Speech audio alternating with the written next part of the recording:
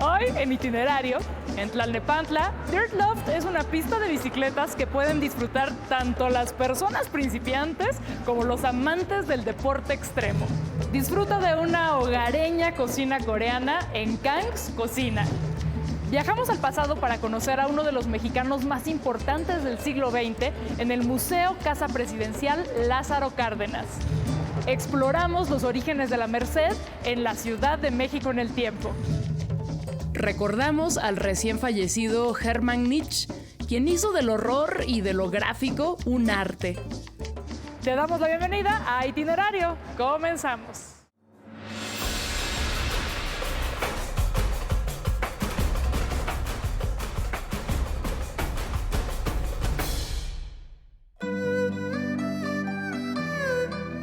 En un barrio muy tranquilo y habitacional, la colonia Niños Héroes, donde una no esperaría encontrar cocina internacional, nos topamos un restaurante muy original y acogedor donde podemos probar tteokbokki, bibimbap, pollo frito, kimchi y otras delicias coreanas con un toque casero.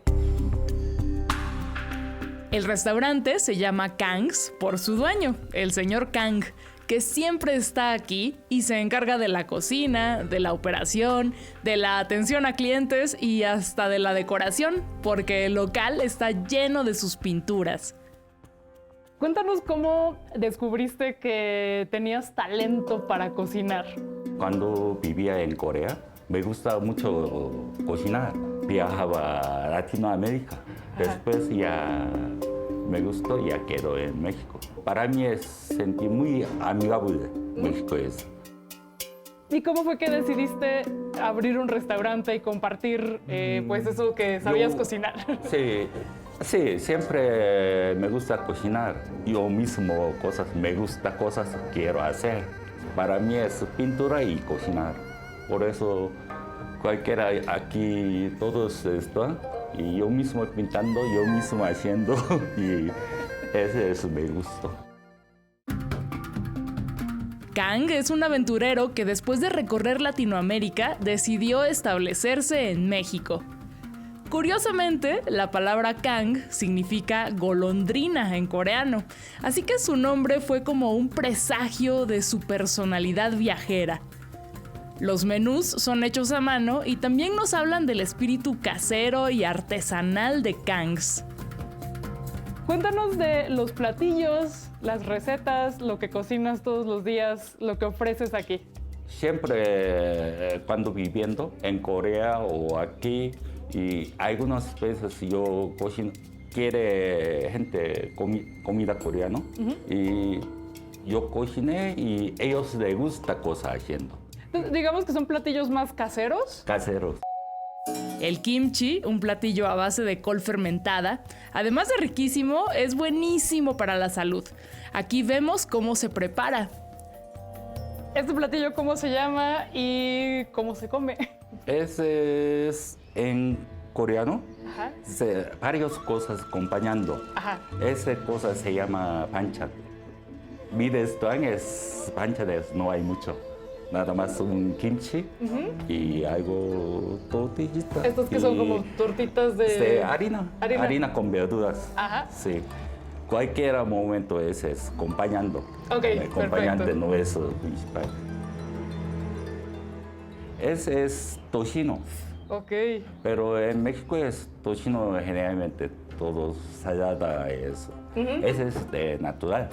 Y con lechuga taqueando. ¿Un taquito de lechuga? Sí. ¡Ah, muy bien! Con salsas. Ajá. Ese es pasta de chile. Ese es pasta de frijol. Y también ese es hoja de ajonjolí. Ah. Son dos. Ok, pueden dos hacer. capas. Sí. Para que le dé el saborcito especial. Sí. Ajá. Luego le pongo tocino. Tocino ¡Uy, qué delicia! y cualquier salsa. Claro, como es su pastita...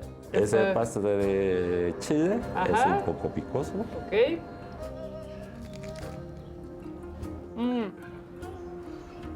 Está exquisito. Kang's abre de martes a domingo. Hay que venir con paciencia porque todo se prepara al momento, pero te aseguramos que al probar los platillos habrá valido la pena cada segundo de espera.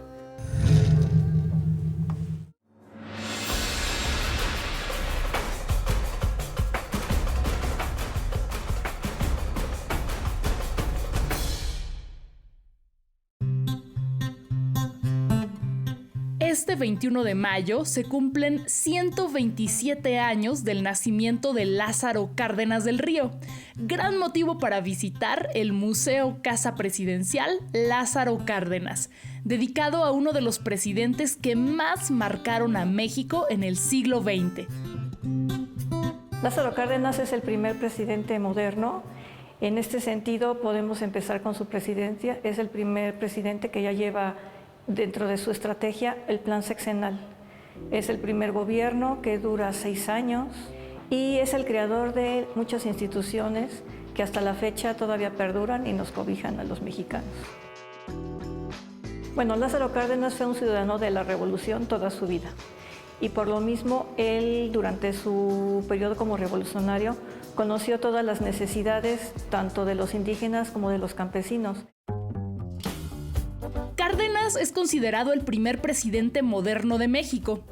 Su plan sexenal, su apego a la Constitución y la búsqueda de la reconciliación tras la Revolución sentaron un precedente de cómo ser jefe de Estado.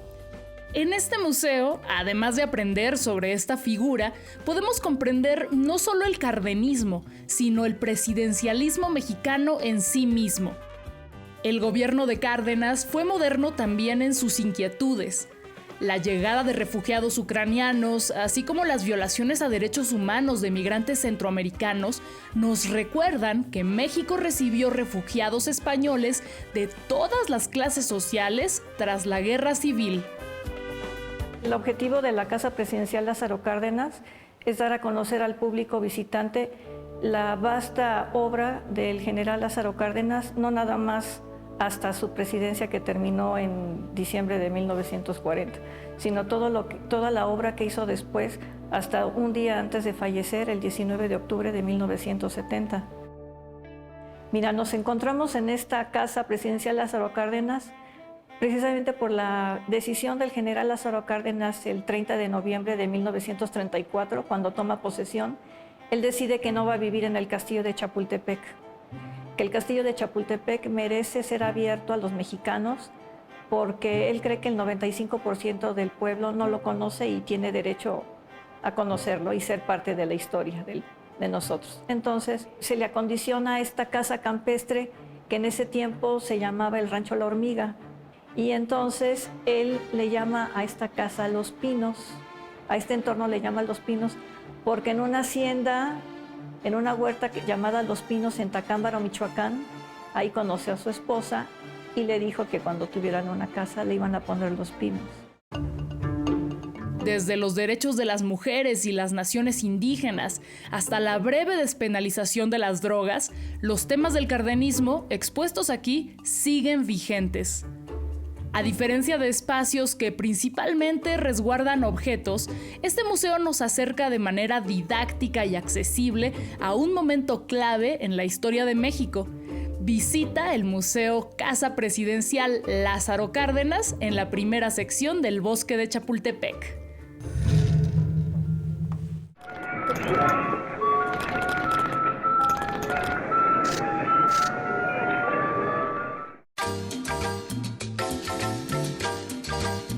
La esquina de San Pablo y Roldán era la entrada de la acequia real a la Ciudad de México, proveniente del Canal de la Viga.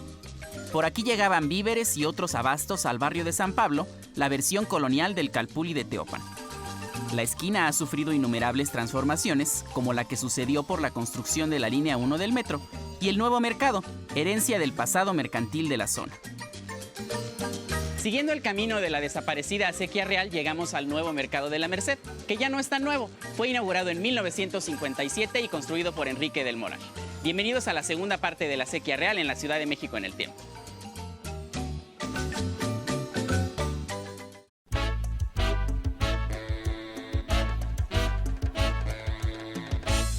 Ellos son habitantes de una ciudad dentro de otra ciudad. Este pasaje forma parte del flamante mercado, cuyos primeros pasillos ofrecían sobre todo frutas, verduras y chiles secos. Este conjunto constaba de 7 estructuras con espacio para 5.285 comerciantes en un área de 500.000 metros cuadrados.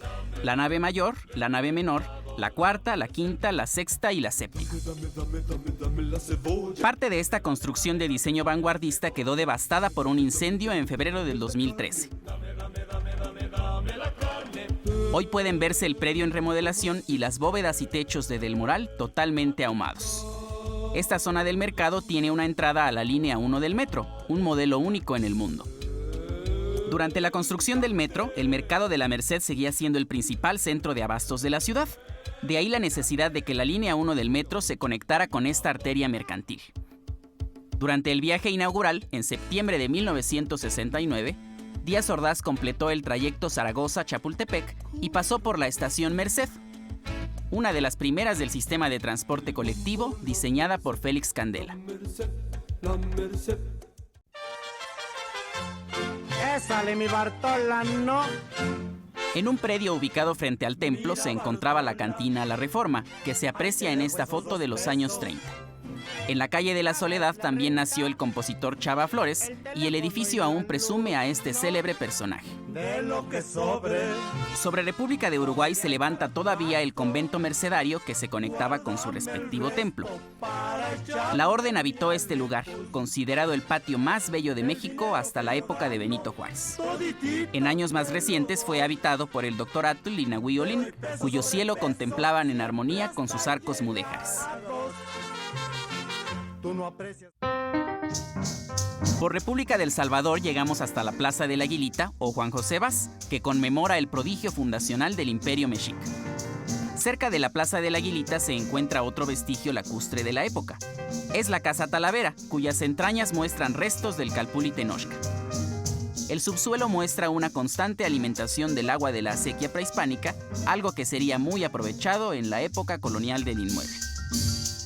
A unos pasos, hoy se aprecia una tienda de abarrotes, donde existió durante muchos años el antecedente del Café Oaxaca. Una vez más, la ciudad conserva su propia memoria. La acequia real tuvo un episodio más reciente en la esquina de Corregidora y Correo Mayor. En el concreto sobreviven los testigos de aquella nostálgica obra que quería traer el viejo esplendor de la época colonial. Hoy ya no tiene agua, pero todavía es una arteria fundamental del centro histórico que conecta a la Merced con la antigua Plaza del Volador. En la década de los 70 se resucitó un tramo de la acequia real en la calle de Corregidora. Hoy en el suelo quedan todavía vestigios de esa acequia moderna. Nos vemos en la próxima cápsula de la Ciudad de México en el tiempo.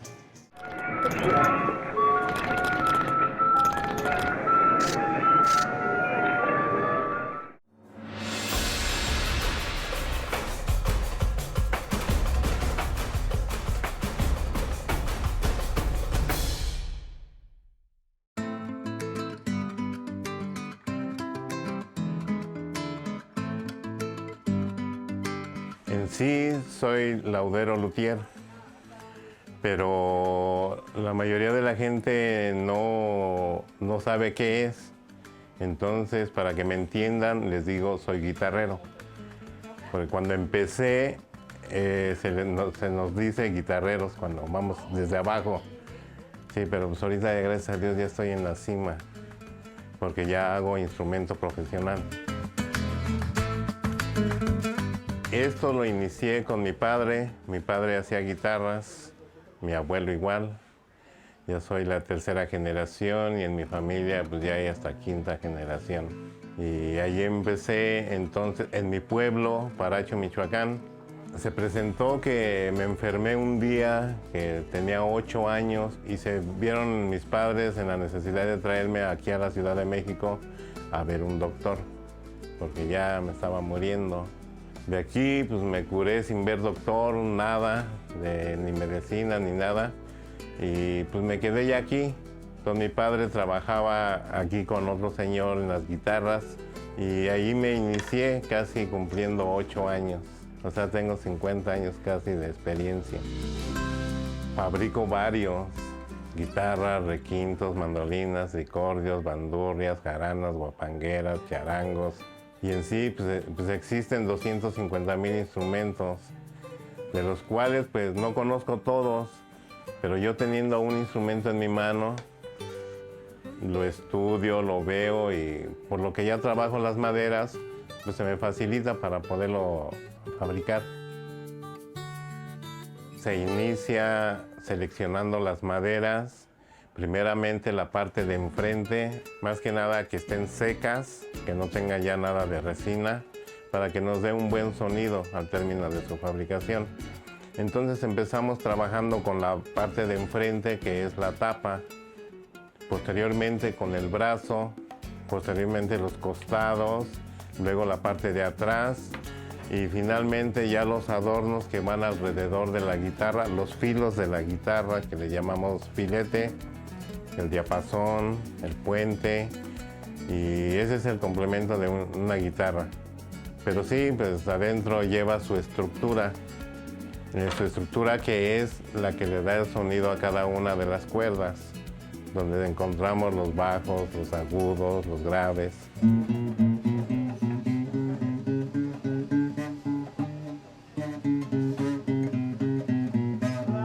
La guitarra tiene una estructura y cada parte de la guitarra que lleva dentro en esa estructura tiene sus medidas. Existen libros que dan las medidas exactas para hacer una guitarra.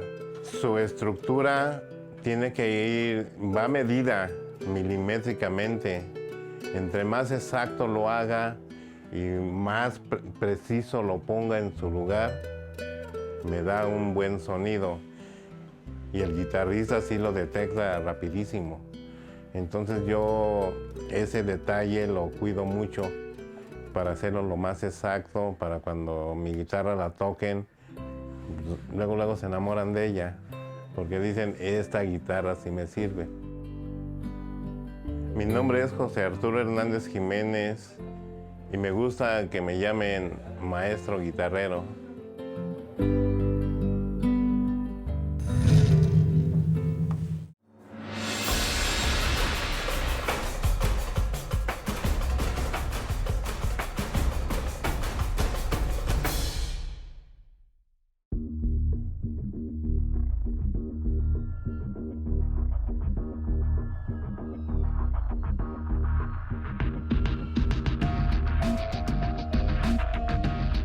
Además de ser un maravilloso medio de transporte, en la bici se pueden hacer recorridos, digamos, más emocionantes, trucos y hasta volar.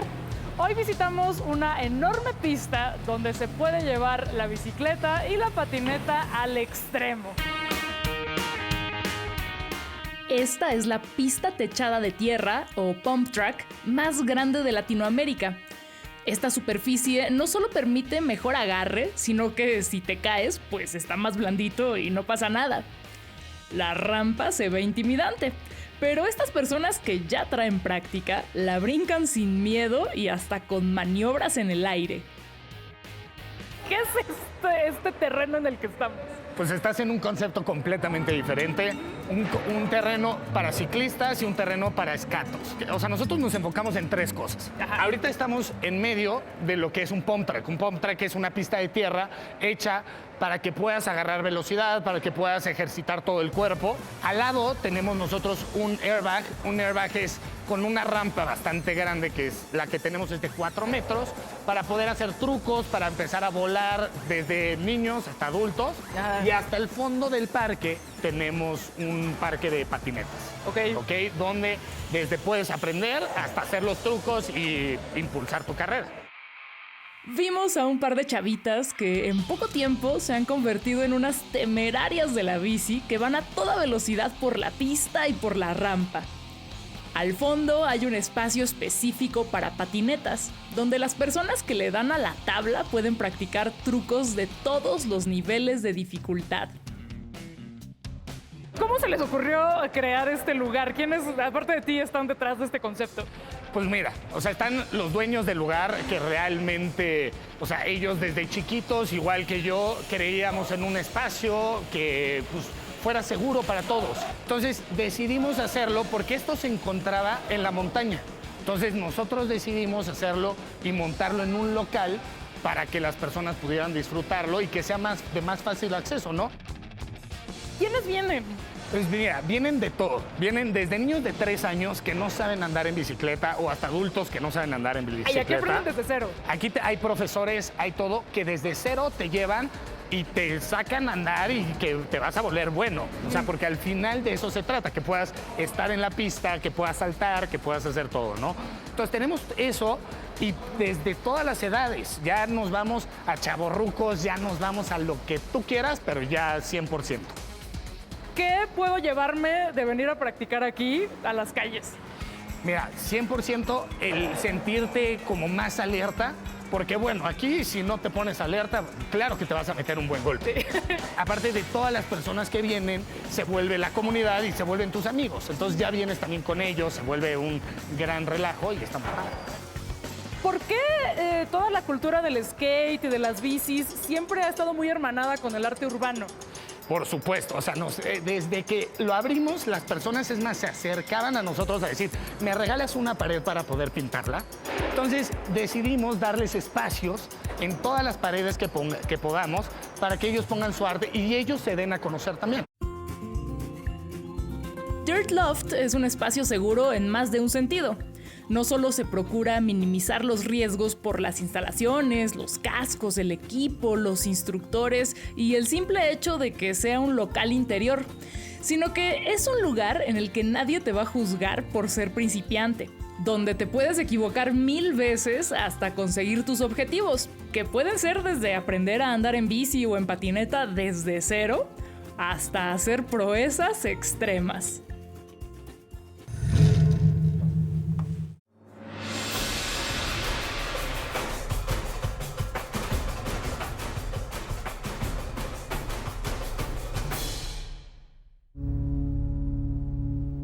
Seis décadas después de la aparición del accionismo vienés, movimiento creado en 1962 por 4 artistas austriacos que llevaron a lo más radical los planteamientos de vanguardias contemporáneas tan influyentes como Fluxus, Hermann Nietzsche, una de sus figuras centrales, murió el pasado 18 de abril a los 83 años.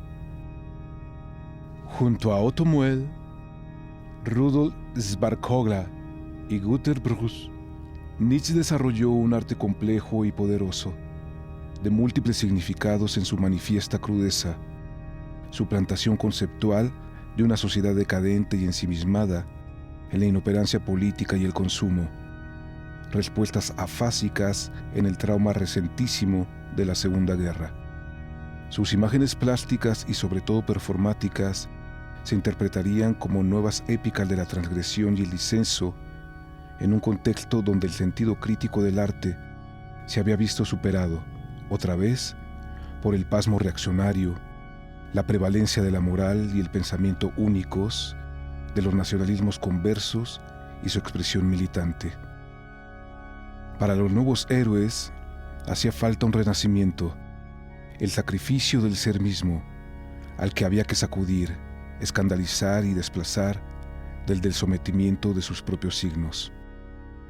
En un decenio erizando a la Austria de Capilla y a su extensión por la Europa más conservadora y autoritaria, con momentos cumbre como la acción Kunstrevolution, llevada a cabo en junio de 1968 en la Universidad de Viena, donde los símbolos patrios serían valorados en una simbiosis de heces, vómitos, sangre y manifiestos, las acciones del grupo se sublimarían en la mano de Nietzsche, quien las prolongó hasta nuestros días en lo que el artista llamó Orgie Mysterium Theater, una reflexión permanente sobre la crisis del humano, su necesaria transformación, su muerte alegórica y su justa resurrección, todo planteado en relaciones múltiples entre la pintura, la música y la instalación, entre lo performático, lo filosófico y lo escrito.